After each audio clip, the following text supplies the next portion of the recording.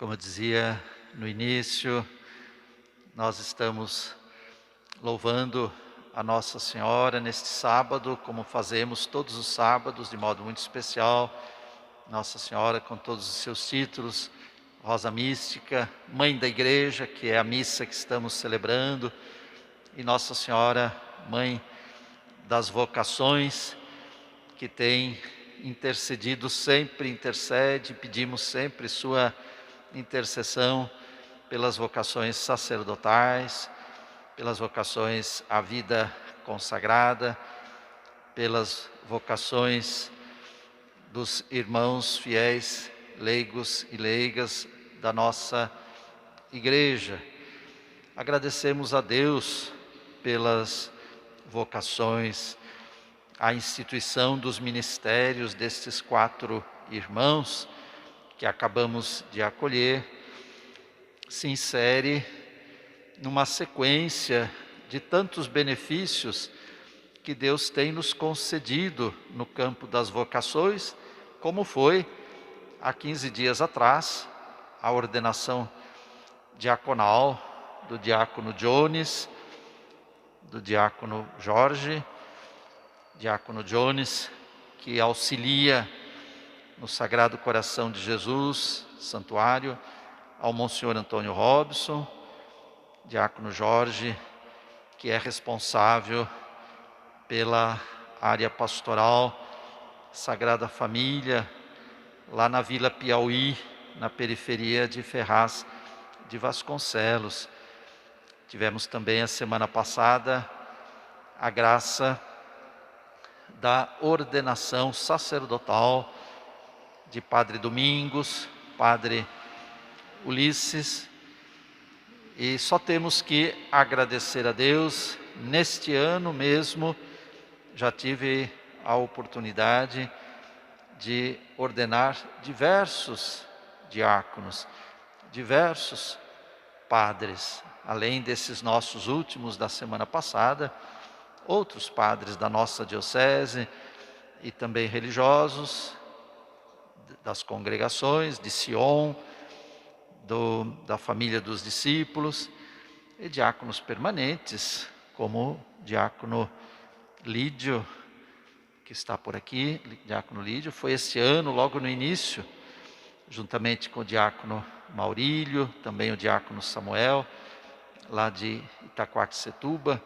Ou seja, em 6 meses Deus nos concedeu esta graça, como nos concederá a graça o diácono Juliano, de outras ordenações também, neste segundo semestre, logo em agosto, e outras lá para o fim do ano. Deus tem nos abençoado com numerosas e santas vocações, por isso aqui a presença do nosso seminário de filosofia, de teologia, também o propedêutico, e até mesmo o seminário menor, o Nicolas. A presença do nosso seminário hoje é motivo de ação de graças, neste dia em que nós também, acolhendo o convite da CNBB, Conferência Nacional dos Bispos do Brasil, nós rezamos pelas 500.000 vítimas da Covid. E a palavra de Deus que temos ouvido nesta semana, que ouvimos também hoje, nos ajuda, em primeiro lugar, para acolhermos a graça de Deus. Nós passamos esta semana, cada dia, na oração da missa, pedindo que Deus nos dê o socorro da sua graça, para que realizemos sempre a vontade do Senhor, cumprindo os seus mandamentos. Sim, acolhemos a graça de Deus, a própria vocação de cada um de nós na igreja, não é por nossos méritos, mas é pela graça de Deus. Por isso esta afirmação do apóstolo São Paulo: basta-te a minha graça. É o Cristo dizendo para o apóstolo e dizendo para todos nós: basta-te a minha graça. Nós acolhemos a graça de Deus que cai abundantemente em nossos corações, na vida da nossa igreja. Mas também temos acolhido nesta semana, e hoje também não foi diferente, a mensagem de Jesus no Sermão da Montanha, que é toda uma mensagem forte, profunda, sobre a justiça do reino de Deus. Por isso, o Sermão da Montanha começa logo dizendo: felizes os que têm fome e sede de justiça, felizes os perseguidos por causa da justiça. E vai encerrar este discurso, vai encerrando esse discurso com a mensagem de hoje: buscai em primeiro lugar o reino de Deus e a sua justiça, e tudo mais vos será acrescentado. Buscar o reino de Deus e a sua justiça, as outras coisas vêm por acréscimo. Temos que ter de fato cuidado para não nos perdermos nos acréscimos, nos perdermos naquilo que é superficial, naquilo que é muito humano da nossa parte e que nos limita, e esquecermos-nos desta máxima principal: em primeiro lugar, o reino de Deus e a sua justiça. Ontem ouvíamos Cristo dizer, sempre no Sermão da Montanha: onde está o teu tesouro, aí está o teu coração. O tesouro principal, que é o próprio Cristo, o tesouro que é a igreja, o tesouro que é a vocação, o tesouro que é a palavra de Deus. Os leitores são instituídos para proclamar a palavra de Deus, este grande tesouro. Tesouro que carregamos, como disse São Paulo, em vasos de barro. Os vasos de barro somos nós mesmos, nas nossas fragilidades, ou na nossa fragilidade. E o tesouro é a palavra de Deus. O tesouro dos sacramentos, os que são instituídos como acólitos, são instituídos ministros para ajudarem no altar, no culto, na Eucaristia, na celebração da comunidade cristã. Tesouros imensos com que o Senhor nos cumula. Onde está o teu tesouro, aí está o teu coração. O tesouro maior, que é a caridade. E por isso, cultivarmos, cuidarmos com grande zelo e amor o tesouro que o Senhor gratuitamente, basta-te a minha graça, por graça, nos concede. E aí, claro, as orientações firmes e claras do Cristo, na linha dos mandamentos, que sempre, em geral, começam com a negativa: não levantar falso testemunho, não furtar, não pecar contra a castidade, não matar. Aqui também: não podeis servir a Deus e ao dinheiro. Não podeis servir a dois senhores. Ou servimos a Deus, ou servimos o que não é de Deus. Ou trabalhamos pelo que leva a nós e aos outros a Deus, ou gastamos as nossas forças para aquilo que desvia-nos do essencial, do principal. E aí também Jesus completando: por isso não vos preocupeis. Não vos preocupeis com aquilo que não é o principal. E aí então vem a palavra, ou as palavras de sabedoria, porque a palavra de Deus é a sabedoria de Deus. A palavra de Deus é a sabedoria do Espírito Santo, como dom do Espírito Santo de Deus. A palavra de Deus, começar pelo que ouvimos na primeira leitura, sabedoria de Deus proferida por São Paulo. Se queremos sempre ser fortes e mostrar a força, e mostrar o poder, e mostrar o que sabemos, o que podemos realizar, São Paulo vai lembrar: é de minhas fraquezas que eu me gloriarei. A força do cristão vem da fraqueza, a força do cristão vem da cruz de Cristo, a força do cristão vem dos próprios sofrimentos.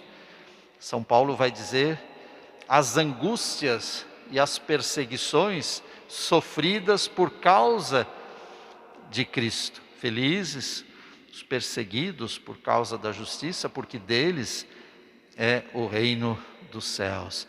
Então, ao mesmo tempo que o Senhor nos dá assim indicações teóricas da sabedoria, é por aqui que se deve caminhar, este é o caminho, a porta estreita, não podeis servir a dois senhores, é só a Deus que servimos. E dá também estas indicações: não nos assustarmos com as provações, com as dificuldades.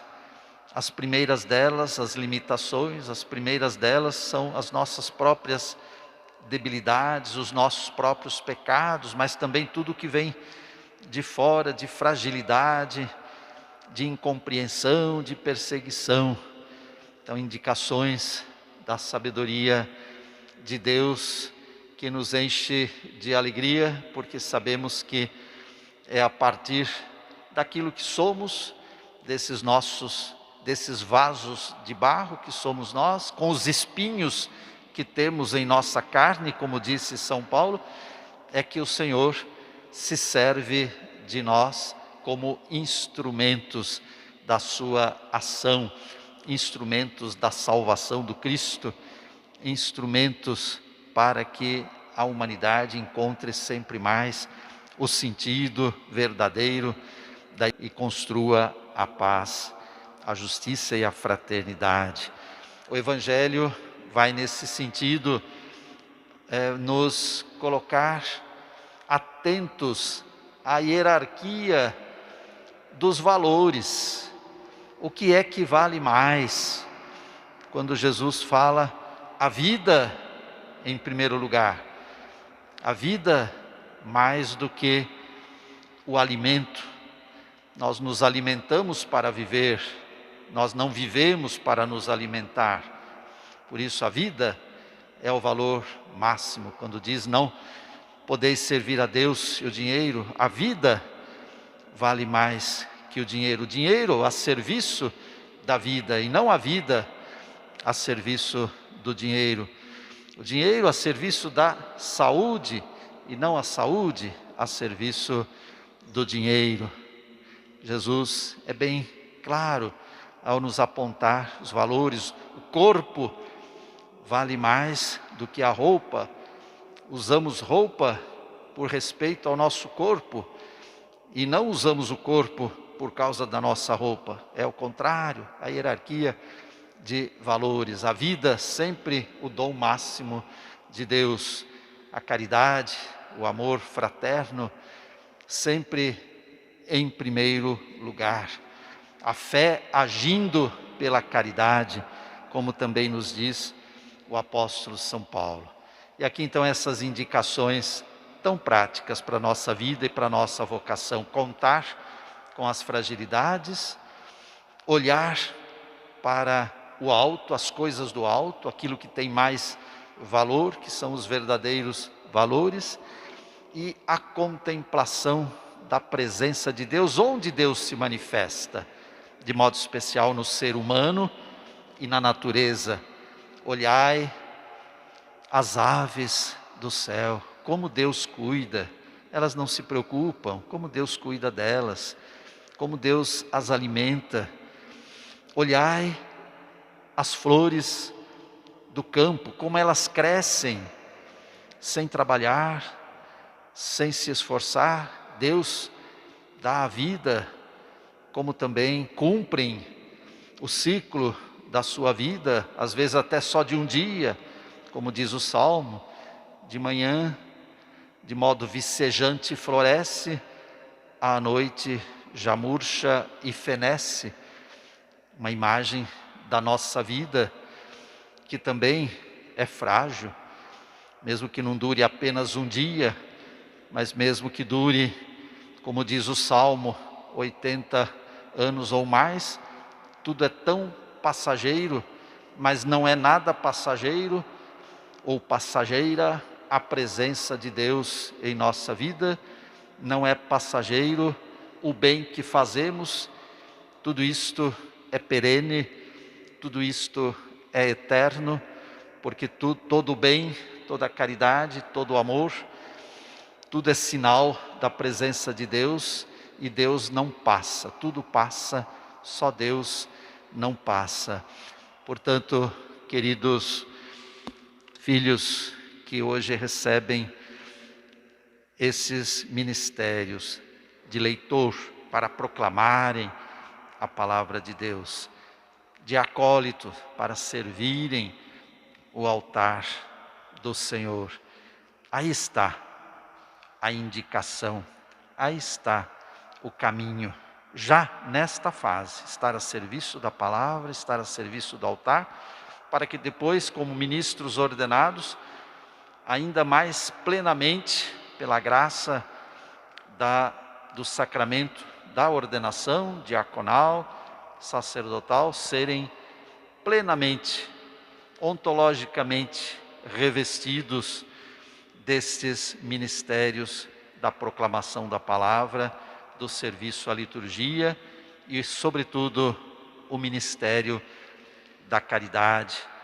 olhando para os irmãos e irmãs que mais sofrem, os irmãos e irmãs, as famílias, os que não têm família, os que estão em casa, os que não têm casa onde estar, os doentes, a caridade que lança este olhar de acolhida, este olhar de solidariedade, este olhar de fraternidade, atenção para com os irmãos e irmãs, porque somos todos irmãos, vós sois todos irmãos, um só é o vosso Mestre, um só é o Cristo, um só é o Senhor, vós sois todos irmãos.